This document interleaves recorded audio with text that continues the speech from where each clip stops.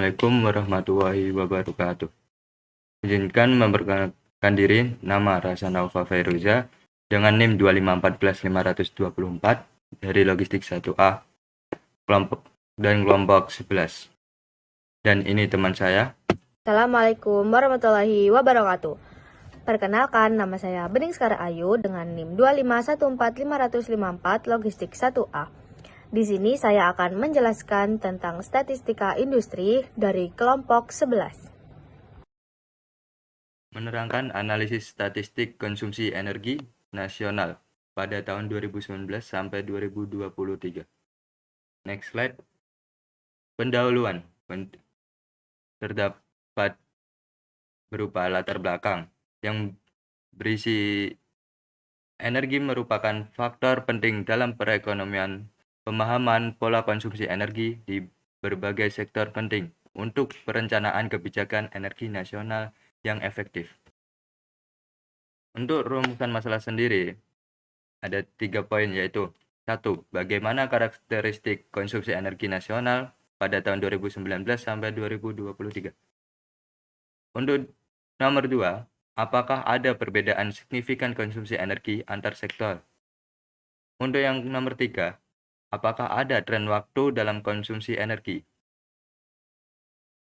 Dan tujuan penelitian tersebut berupa menganalisis statistik deskriptif konsumsi energi, membandingkan konsumsi antar sektor menggunakan uji statistik, serta mengidentifikasi tren dan pola konsumsi energi. Next slide.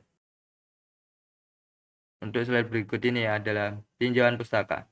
Tinjauan pustaka mencakup konsep statistik yang berupa uji T1 yang berupa one sample, independent sample, ANOVA, dan korelasi person. Untuk referensi, di sini kami mencakup beberapa sumber. Dan untuk metodologi sendiri, terdapat juga penjelasan metode yang dipakai dalam pengolahan data energi pada laporan yang kami buat. Next slide. Pada slide ini, data dan metodologi yang mencakup sumber data tersebut, data real yang kami olah dari dataset konsumsi energi nasional per sektor pada tahun 2019 sampai 2023. Dan deskripsi data tersebut adalah sebagai berikut. 60 observasi pada variabel mencakup tahun, 4 sektor, dan volume. Untuk periode dataset yang kami ambil adalah tahun 2019 sampai 2023. Next slide. Pada slide ini menjelaskan metode analisis yang kami pakai. Contohnya, statistik deskriptif yang berisi mean, median, dan standar deviasi. Untuk metodenya yang berikutnya adalah one sample t-test, yang merupakan menguji apakah rata-rata volume tidak sama dengan target. Untuk metode selanjutnya adalah independent t-test, yaitu membandingkan industri versus transportasi. Untuk metode selanjutnya lagi, one way ANOVA plus post hoc 2K, yaitu membandingkan 4 sektor. Dan metode yang terakhir adalah korelasi person, yaitu hubungan tahun dengan volume.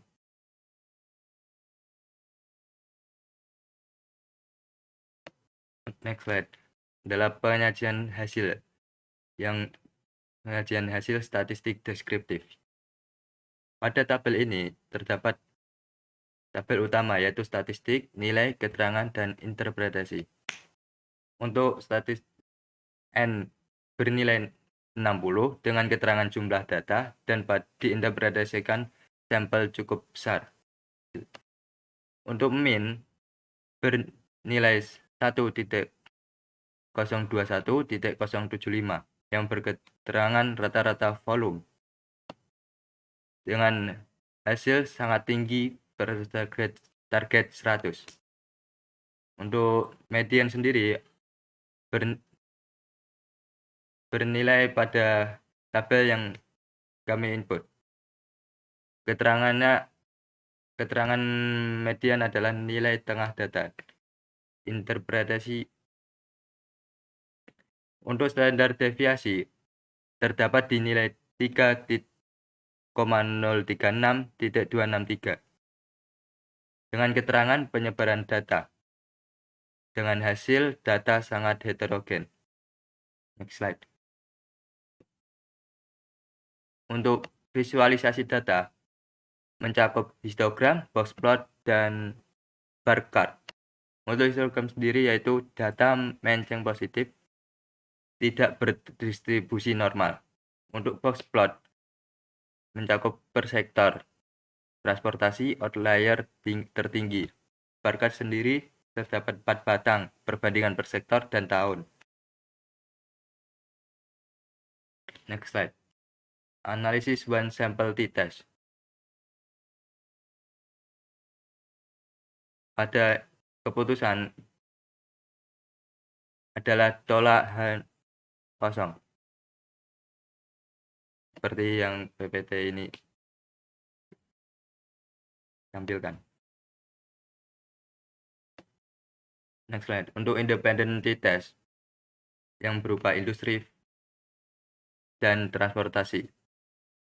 Untuk transportasi terdapat di hasil 3.579.028 dan di industri sendiri terdapat di 378.797 dengan SIG 0.037 dengan keputusan tolak dan 0. Sektor transportasi memiliki konsumsi jauh lebih besar daripada industri secara signifikan. Perbedaan sebesar 3.200.231 unit. Untuk next slide akan dijelaskan sama teman saya. Kemudian dilanjutkan oleh One Way ANOVA dan Post Haste 2K. Hasil ANOVA menunjukkan F sama dengan 6009 dan sigma sama dengan 0,001 lebih kecil daripada 0,05. Keputusannya yaitu menolak H0. Kemudian interpretasi yaitu ada perbedaan signifikan antar sektor. Transportasi adalah sektor yang paling menonjol dengan konsumsi jauh lebih tinggi. Post Haste 2K. Transportasi berbeda dengan industri. Sigma sama dengan 0,006. Rumah tangga 0,004. Komersial 0,011. Industri, rumah tangga, komersial sama. Sigma lebih besar dari 0,05. Kemudian dilanjutkan oleh korelasi person dan konteks industri. Korelasi tahun vs volume, yaitu R 0,027, sigma 0,836 lebih besar dari 0,05. Keputusannya yaitu terima H0. Interpretasi tidak ada hubungan signifikan antara tahun dan volume. Konsumsi energi yang fluktuatif. Kemudian, konteks logistik atau energi, yaitu transportasi dominan karena logistik migas dipengaruhi geopolitik dan ekonomi industri stabil karena standar produksi. Kemudian ada kesimpulan dan saran. Kesimpulannya yaitu rata-rata 1021 juta melampaui target standar. Kemudian, sektor transportasi pemakan energi terbesar. Kemudian, tidak ada tren waktu jelas, yaitu fluktuatif. Saran, prioritaskan efisiensi sektor transportasi, kemudian pengelolaan energi yang disesuaikan per sektor, dan monitoring berkelanjutan pada konsumsi. Sekian, terima kasih. Wassalamualaikum warahmatullahi wabarakatuh.